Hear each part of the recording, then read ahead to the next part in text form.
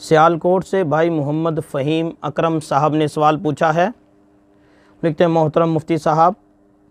میں آپ سے یہ پوچھنا چاہتا ہوں کہ اگر کسی کا کوئی عزیز فوت ہو جائے اور اس کے ذمہ نمازیں ہوں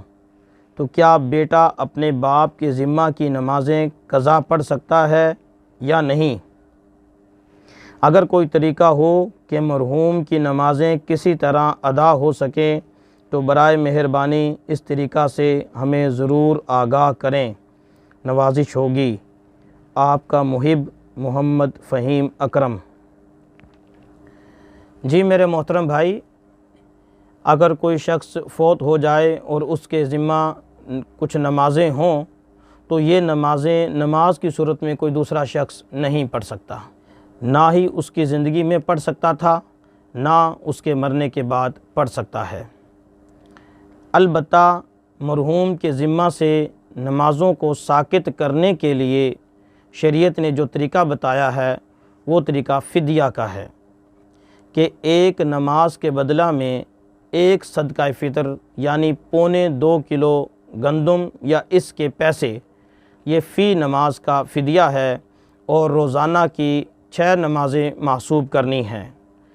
5 فرض نمازیں اور چھٹی نماز جو ہے وہ وتر کی نماز ہے۔ 6 نمازیں محسوب کر کے یعنی 2.25 کو 6 سے ضرب دیا جائے اور پھر جتنے دن کی نمازیں رہتی ہوں ان دنوں کے ساتھ ضرب دے لیا جائے تو ان کے پیسے بھی بنائے جا سکتے ہیں اور گندم بھی مطلب فدیہ میں دی جا سکتی ہے۔ تو فدیہ کا تو ایک طریقہ ہے، البتہ فدیہ کے علاوہ خود نماز پڑھنے کا طریقہ یہ نہیں ہے، نہ ہی اگر بندہ پڑھ بھی دے اپنے کسی مرحوم کی طرف سے نماز پڑھے کہ میں یہ جو نماز پڑھتا ہوں یہ میرے مرحوم باپ یا بھائی کی قضا نماز میں وہ پڑھتا ہوں، تو اس سے نماز ادا نہیں ہوگی، ان کے ذمہ سے نماز ساقط نہیں ہوگی۔ نہ ہی یہ طریقہ ہے اور نہ ہی کوئی اس طرح کا کوئی مخصوص طریقہ ہے جسے قضائے عمری کہتے ہیں، یا اس طرح کا کوئی اور طریقہ کہ فلاں تاریخ کو، فلاں مہینے کی فلاں تاریخ کو، فلاں وقت اتنی اس انداز سے 4 رکعت پڑھ لی جائے تو ساری کی ساری نمازیں اپنی بھی اس کی ذمہ سے ساقط ہو جائیں گی، اور جس کی نیت سے پڑھے گا اس کے ذمہ سے بھی ساقط ہو جائیں گی۔ یہ ساری کی ساری باتیں فضول ہیں،